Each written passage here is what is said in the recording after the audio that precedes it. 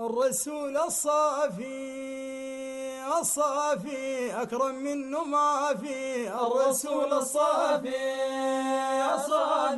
أكرم منه ما في. الرسول الصافي أكرم منه ما في. الرسول الصافي أكرم منه ما في. البدر انقسم له يا صافي، ملك الموت بسم له الصافي. الأمر انحسم له من الرسل بملوين الصافي. الرسول الصافي أكرم منه ما في. يا حصني وملاجي الصافي. مركز كل لاجي الصافي. في رؤيا علاجي وما خيبت راجي الصافي. الرسول الصافي. Now, باب الآنية.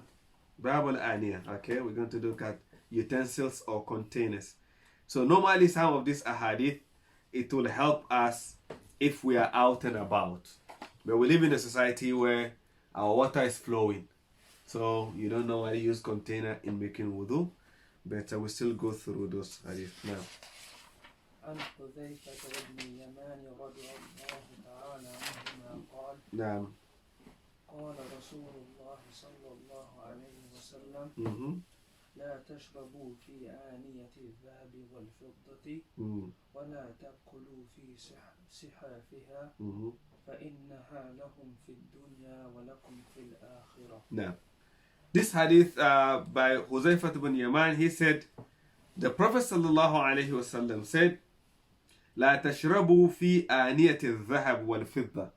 Do not drink from the containers or the cups that are made of gold or silver.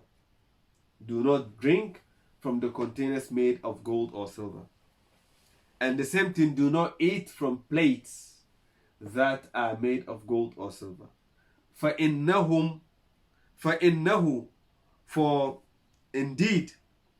the gold and silver فَإِنَّهَا لَهُمْ فِي الدُّنْيَا, it is for the non-believers on this earth, because that's all the enjoyment they can have.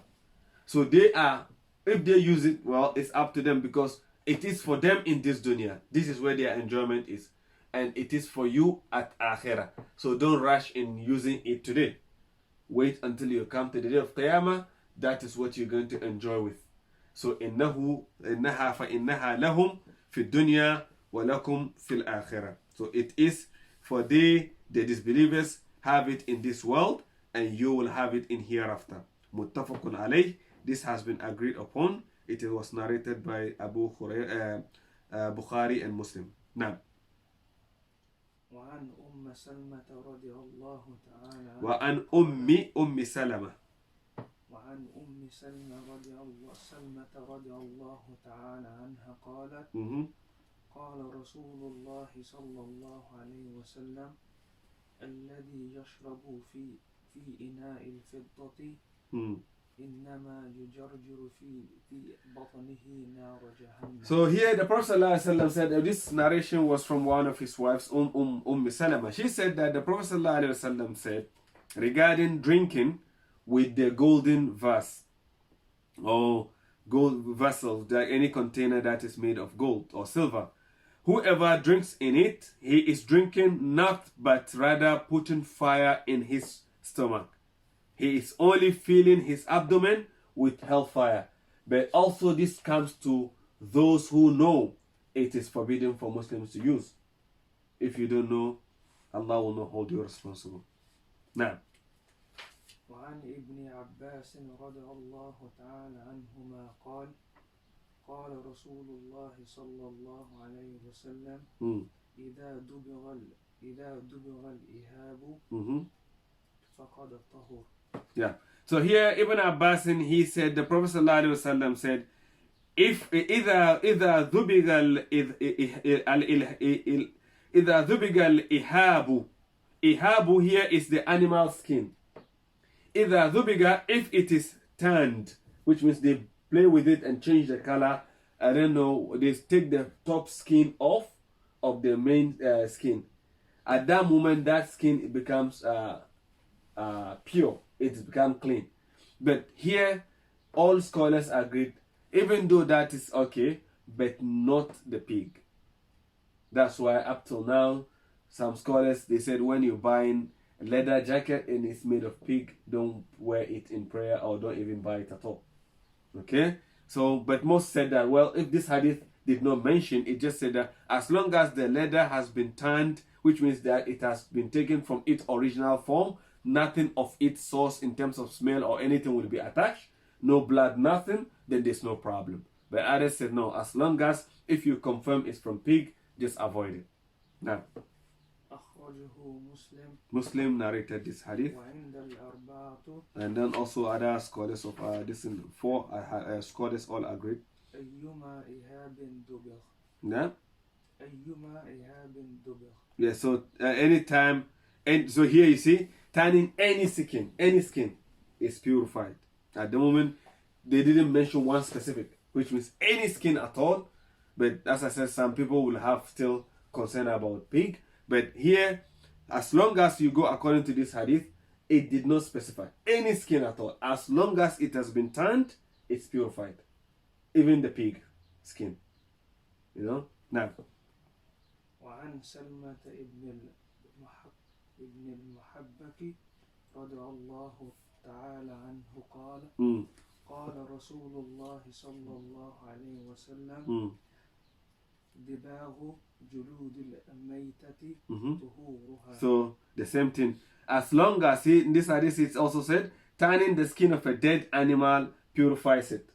So even if the animal, so here they're trying to make it, if the animal is not slaughtered on the right path, of course we consider the animal impure. But as long as the skin has been tanned, it's okay. Okay? So that means all skins, whether the animal died, which if animal dies, of course, we don't eat it. But the skin, as long as it's tanned, it's fine.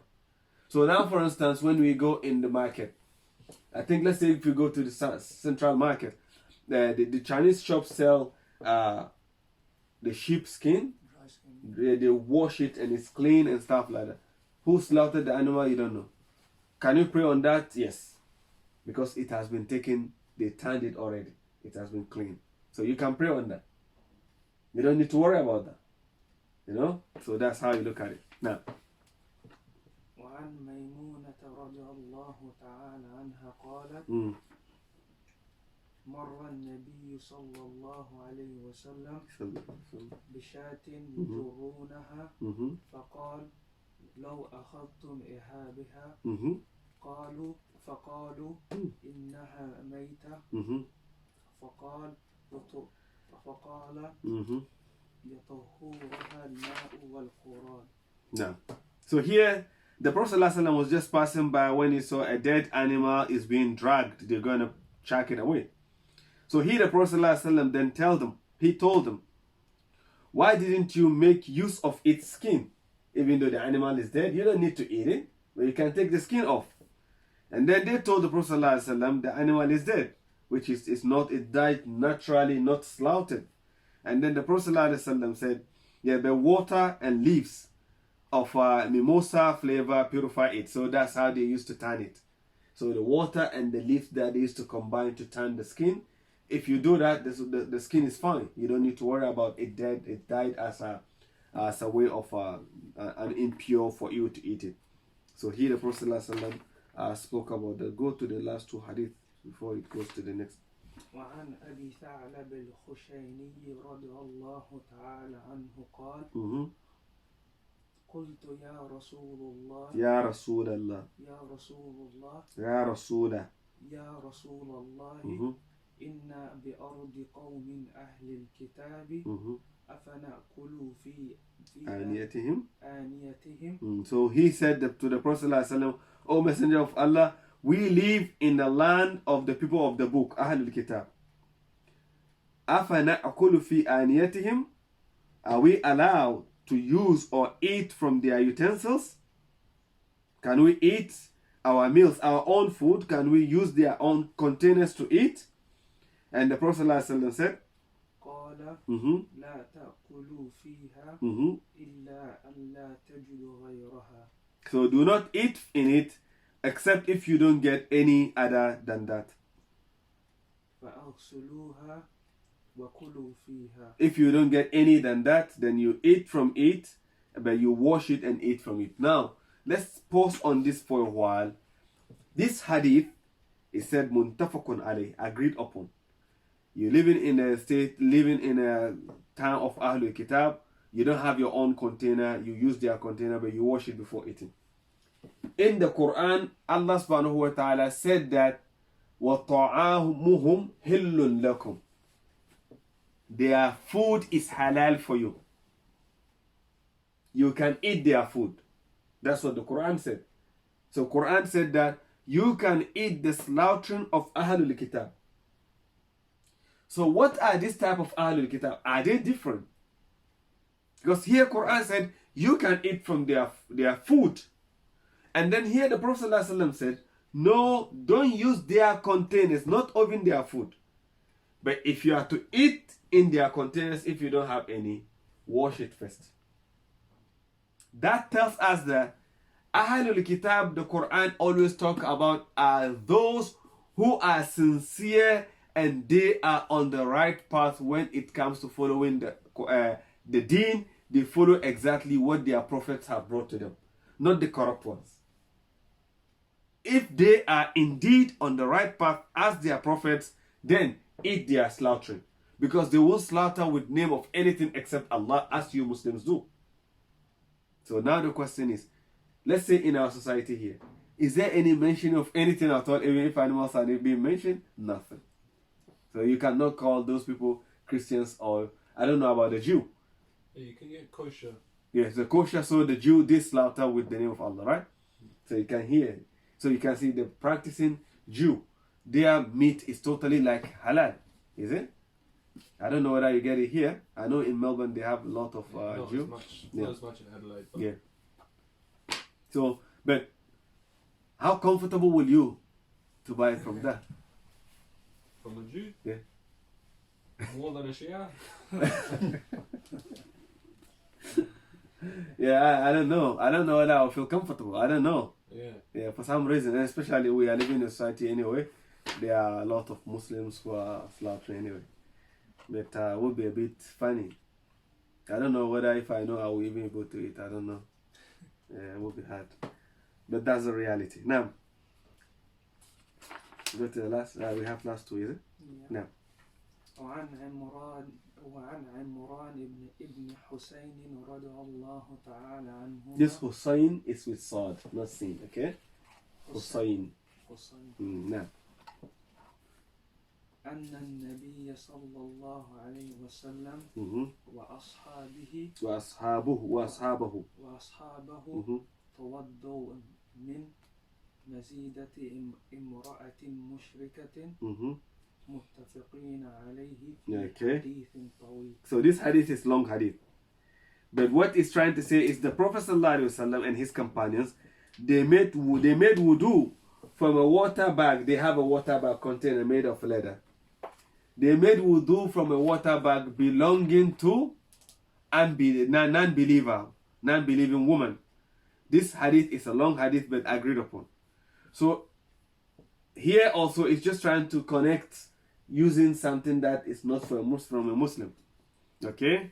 And they used that container, they made wudu from it. Okay? The Prophet ﷺ agreed and he made wudu, his companions also made wudu. Take the last one. وعن أنس بن مالك رضي الله تعالى عنه أن قدح النبي صلى الله عليه وسلم انكسر فاتخذ مكان الشعب سلسلة من فضة أخرجه البخاري.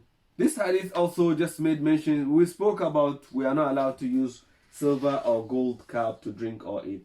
But this hadith is saying that the cup of the Prophet ﷺ was broken. The cup, his drinking cup was broken. And then someone mended the cup using a chain made of silver. But just to fix it. So you can see the cup is not silver cup.